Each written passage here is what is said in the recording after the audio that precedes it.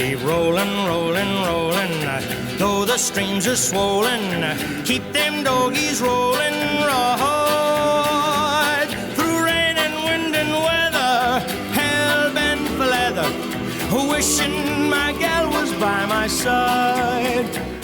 All the things I'm missing, good fiddles, love and kissing, are waiting at the end of my ride. Move 'em on, hit 'em up, hit 'em up, move 'em on, hit 'em up, rawhide. Cut 'em out, ride 'em in, cut 'em out. Well, good morning. It's Brent and Amy Powell. We're real estate brokers North Olympic Peninsula. The introduction today was the far side of the Spruce Railroad Trail. It's just, we have e-bikes, so we get out there. It's wonderful to hike it or to ride your bike. The whole trail's about 10 miles. Yeah. And there are occasionally a bear out there. And so if you get a chance to, when you visit Port Angeles or if you live here, make sure you head on out to the Spruce Railroad Trail. And anyway, if you get it, also, if you take the opportunity to push the subscribe button and the like button, that helps us in some way. I haven't figured that out yet, but we don't really make any money off of the channel, but we'd love to. Socially acceptable thing to do. Yeah, everybody, if you watch anybody, they want you to do that, and they have fancy ways. They get more obnoxious than we do about it. Yeah, but that's it. So you want to tell them what we do every week? Yes. For the past week, homes sold in Port Angeles and Sequim, and we tell you about each one of those. Just in the last basically the 5 days. 7 days, but they aren't open on the weekends. Yeah. So then at the end of the time, we'll usually run over something real estate related.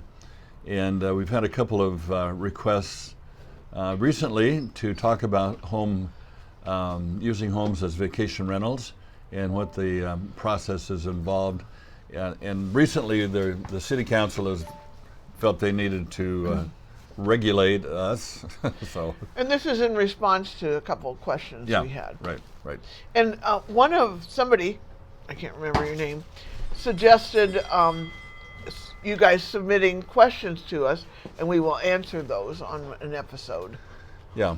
So usually, if we have several people submit the same question, that kind of puts that to the head of the line. Yeah. If there's only one person, then that kind of. Well, if I can type it out, sometime this one's going to be a little longer explanation today. So, you want to start it off, honey? Okay. The first house, we start with Port Angeles, from the least expensive to the most expensive. This one's on West 10th Street, listed for $199,950, and that's what it's sold for. I can't believe we're seeing homes in the 100s now. Yeah. 1 bedroom, 1 bath, 14 days on the market, built in 2023 with 400 square feet, and it's on basically a half of a lot, 0.08. Those new regs influenced this one. Mm-hmm. And it has a neighborhood view. The end. Okay. House number 2 in Port Angeles to close this last week is on Peabody. I didn't realize anybody ever pronounced it like that, but we always call it Peabody. But there are a few people who call it Peabody. Sounds cooler. And this is originally priced for $239,000, sold at asking. Has 2 bedrooms. And you taking those out? I will. I'm going to explain it when I get to my turn. 2 bedrooms, 1 full bath, and 3 days on the market, and built in 1927 with 889 square feet. With 0 acres. So how does that work? That looks like a house. It's an office. I think it's a hospital maybe owns it or something. Yeah, we haven't been in this one, so. Yeah. Any road. Somebody else owns the land, or the I guess. agent was lazy and didn't put in that. Yeah, okay. So, just a side, Brent and I were both in dental, and I asked the dental lab to make me some Bubba teeth here. So I have enjoyed these for years, and you got to also. So now I'm going to transform myself. You want to turn around? See, they're just little. Is that better? I can barely stand it when she's got those in. It's like, who are you? Moving Okay, on. you're next. This one is West 4th Street. Oh, it's the same house number that I grew up with. Listed for $268,000. It sold over asking. This is the only one this week that sold over asking for $297,000. 2 bedrooms, 1 bath, 4 days on the market. Built in 1938 with 1120 square feet on 1/3 of an acre and a saltwater view. That's why it's Okay, next one is a manufactured home on Cedar Grove Lane. Sold at asking at $440,000, and it has 4 bedrooms, 2 baths, 7 days on the market. Built in 1985 with 1,848 square feet with 5 acres. that one's a Did you say manu? Manufactured, yes, Yeah. it is. And the next one is a manufactured. This is Rebel Lane. It is off of Blue Mountain. And I think a candidate is calling me right now from Washington, D.C. Oh yeah. They're desperate. Okay, this one listed for $499,000, and that's what it sold for. 1 bedroom, 1 bath, 0 days on the market. When you're hot, you're hot. Built in 2023 with 394 square feet on 5.89 acres and a saltwater and mountain view. Okay, Bluff Drive, and see the pictures of this one, you realize why they call it Bluff Drive. It sits right at the top of the bluff, and most of our area. Hey, come on. That's Berkey and Winnie, Yeah. our doodles. So most of our area sits up above the water level, although both Sequim and I Port can't Angeles believe they got that much money out of that one. have a few areas that are walk on water, but very few. So sometimes we have people call us from out of state. They say, I really want a house on the water. Well, there's only like 45 of them, not many at all. We've not counted them, but it's probably easily under 100. And they usually have a little higher price point.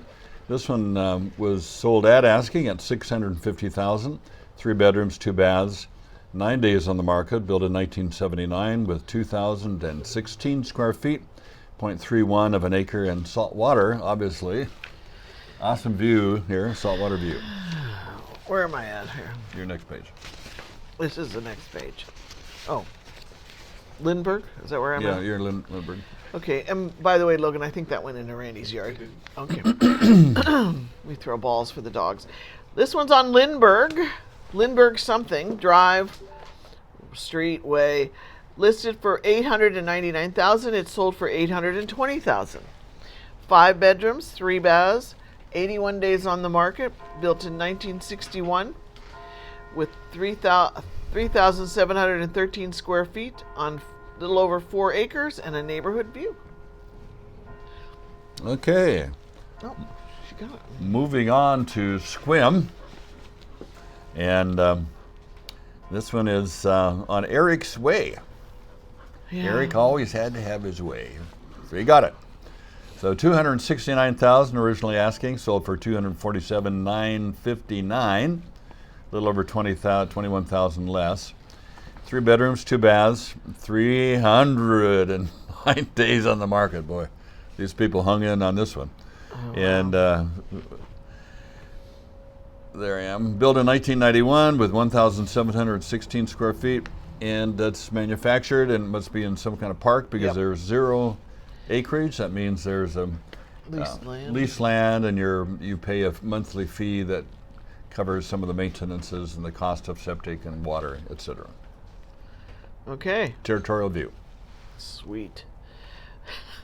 The next one's on Grant Street Avenue something in Sequim, listed for $489,000. It sold for $100,000 less, $389,000.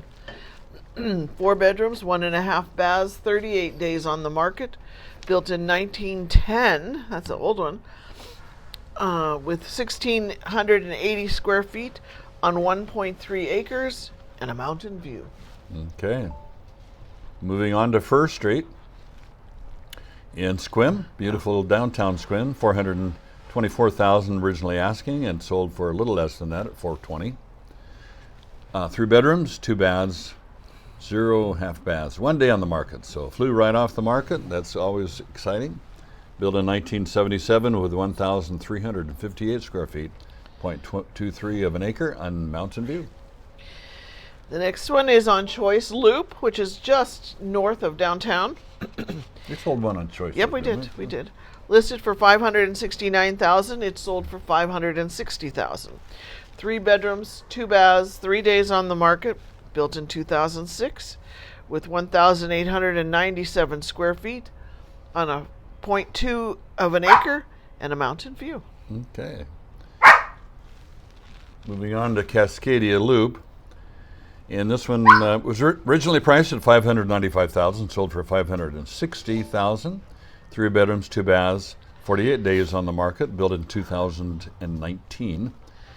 And it has 2,072 square feet, 0 acres, and looks like a condominium or a townhouse. And they have a neighborhood view. Okay. Continuing on, we have 3 more to go. Park Lane in Sequim was this one, listed for $639,900.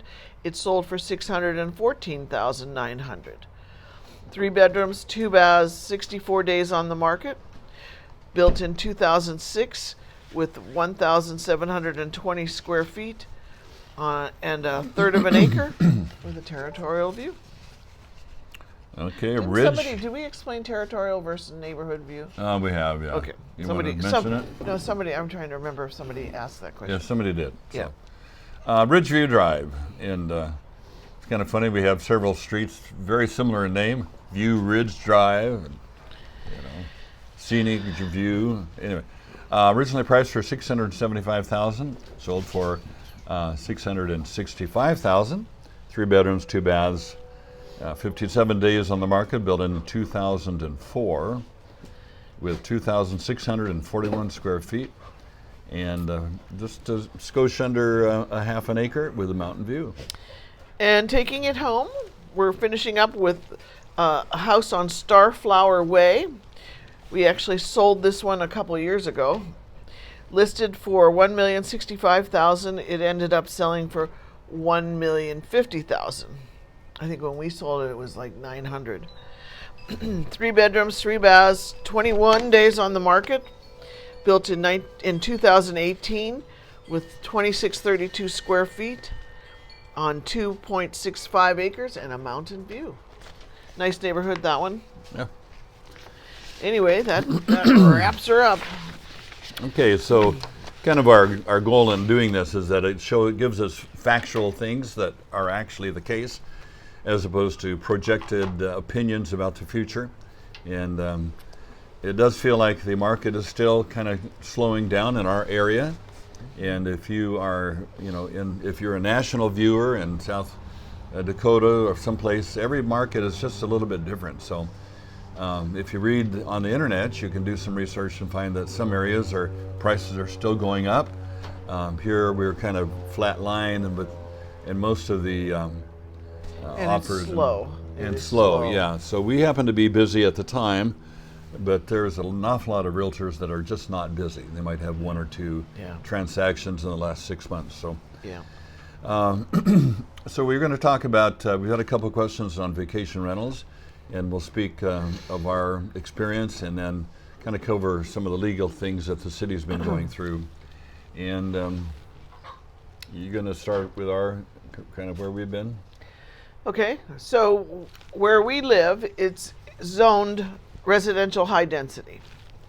So that gave us a lot of leeway, and basically it's close to downtown, and they wanted higher density people. So which means, well, at one point they said we could have 10 living units. So I can see 100 years from now they'll tear our house down and put a condo in or something. But who knows what the regs will do. 20 years from now. I don't know. We'll be gone. Go for it. I hope. It'd be 95. Anyway, now where was I? So when we bought our house, it has 2 back doors, and one of them goes into our section and one went upstairs. And we didn't even think about that when we bought it because we weren't looking for commercial property or rental income property. And it came with 2 renters, mother and daughter, and nothing had been updated. So It was actually in terrible shape. A couple of the windows were cracked. We had windows that would open. That single wouldn't- pane. Yeah, that wouldn't close. 3 male cats that sprayed all over, and they both smoked. But very sweet, very sweet people. We Yeah, I liked just them. saw one of them, the younger one. the other Diane day. and Tony, hi if you're watching. Sorry, had to live in that. Anyway, we decided through contact at work to make it into a vacation rental. This was in 2010. Mm-hmm. So we did. We gutted it and made it, and it started in November of 2011. Yeah, we started out $99 a night, so it's bargain, and It's gone up a little. yeah.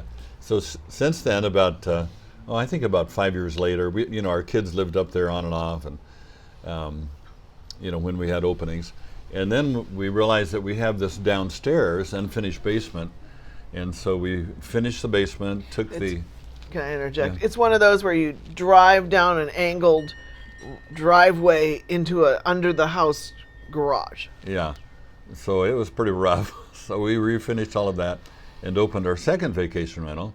The one upstairs is Chez Zigzag, French, C-H-E-Z, at the home of the Zigzag.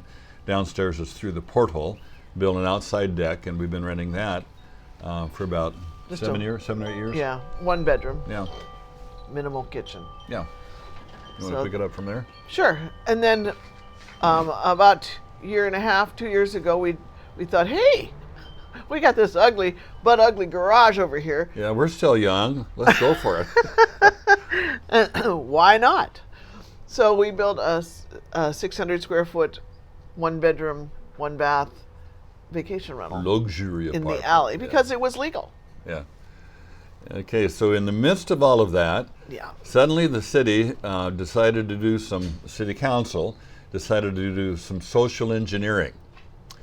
And when that happens, it's not a good thing, generally. What was their motivation? Their motivation was low-income housing, which is an issue all over the country right now because the housing prices have gone up and first-time home buyers are having a hard time. Interest rates are still 6% area, and as opposed to being 3% a few years before.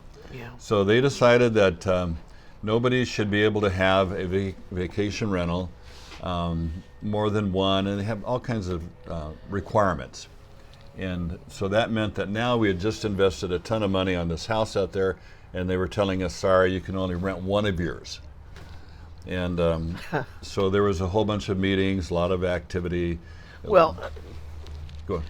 for the town's part, they conjured up this. There's a type 1, there's a type 2. Type 2 are single family homes that are just vacation rentals, and there can be only 200 of those. And type 1, if they live in your house, anything goes. It's like, yeah, a bed and breakfast. Yeah. Okay. So there were a group of about 10 of us homeowners who were previously operating legal and high density, who had multiple, 2, 3, 4 vacation rentals. And so we were all committed to go to court with it based on some legal precedences, and we believe we would have won, the city would have lost. And so there was a threat of a lawsuit, and I'm not sure what role that played in it, but they finally came to their senses and they said, okay, if you were operating legally prior to all of this falterall, then you could keep going, and so that's where we are today. So that's our story, and where it has left for you who might be interested in having a vacation rental. If it's in your house, like our downstairs, that just has a minimal kitchen, no oven, you can do it, no problem. There's no limit on No. those. If If it is a freestanding or like our upstairs that has a full kitchen, then they limit it to 200 of them. Currently, I just talked to them this week, there are 188 in the process. So they still have 12 openings that are available if somebody wanted to do that. So another provision, and we're almost done, is that you cannot sell the property as a vacation rental. And so that means that when we kick, hopefully 20 years from now, and our kids get this house, they can't have it as a vacation rental. So that reverts back to only one in terms of the type 2.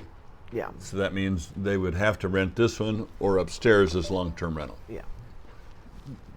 So the long-term goal is to swap out some city council members and get some people in there who believe in property rights. And so the long and the short of it, it was a solution looking for a problem. And generally, vacation rentals in our town are very nice. When we were working on this place, almost every day, people would say, "Well, we love what you're doing here," because it was run down and was not maintained and it wasn't updated. So we put in a really significant amount of our retirement pretty much into making it wonderful. So as a result of this legislation and the uncertainty, there's been about 20 or 30 vacation rental type 2s that have been on the market. We see them as, because we cover the market, and they've sold. And so previously there were over 200. And we desperately need more housing here because we have events in Port Angeles, the motel, short-term housing. Yeah, and the cost to the community economically in removing short-term housing capacity is phenomenal. Like we figured, we went back just about 5 years. During the 5 years, we had contributed to the city's coffers of about $42,000 just through the taxes that we pay. And so you multiply that by 200. 10 or 100, it's a huge amount. It gets up in the millions that lost revenue.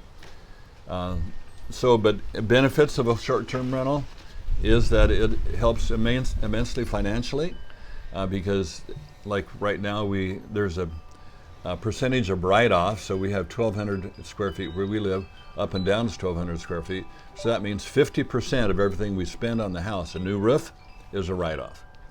And when it gets into tax benefits, and this is something most people don't know, there's a limit of $25,000 that you can write off as passive income if you're just, normal Joe.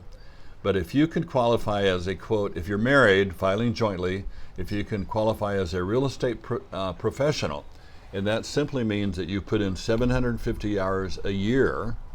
15 a week. 15 a week, managing your properties. That's the IRS definition of a real estate professional. And then you have an unlimited amount of money that you can write off. It's not a tax loophole, it's a tax provision.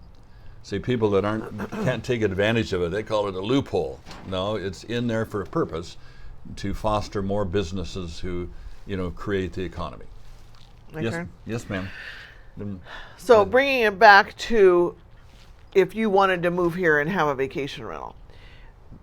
Chris, the guy at the city that I talked to, I asked him, what do you do, in the situation where you'd want to have a vacation rental? And if you buy a house that is a vacation rental already, when they sell and cancel that opens up one slot. So you have an application in ready to move into that slot. And so it almost functions as if it went with the property. Yeah, and that would be if there's no waiting list. Yeah. But I think the city is having a waiting list, so I'm not sure how that would work. Sequim is much more open. At this point. At this point, there's been a nationwide move for some reason to crack down on vacation rentals. And it's to me, it's a part of the socialism that's creeping into our country, where the government dictates what private property can be used for. And to me, they've got nothing to say about what I use my property for. And it benefits the community because it gives a job to people who are in restaurants, to people who are cleaning, to people who are yard working. Yeah. So, Like, anyway. we pay our cleaner very well. I mean, dang. Anyway, Anyway. I know we're long-winded on Yeah. this, but So if you were interested, I think you stayed with us. If you didn't care, then we're not talking to you anyway. So. but if you have more questions, just call us. Yeah, call us. Our numbers. Do we put our number up there? And we answer our phone. A lot of realtors don't actually answer, but we do. It's your phone number now. It's my phone number now, so I answer my phone. So Not mine. hello. It's your voicemail. Yeah. I changed it long time ago. Yeah, Amy had a jiggy voicemail, so we took her I number was just down. fun. It was He Morgan won't Freedom. change it back. Freeman. Freedom. Morgan Freedom. Yeah. Yeah. Oh, hey, well, have a great week. Don't Beautiful day forget today. to vote. Yeah, don't forget to vote. And that's about it. Have a great week. We'll see you next week.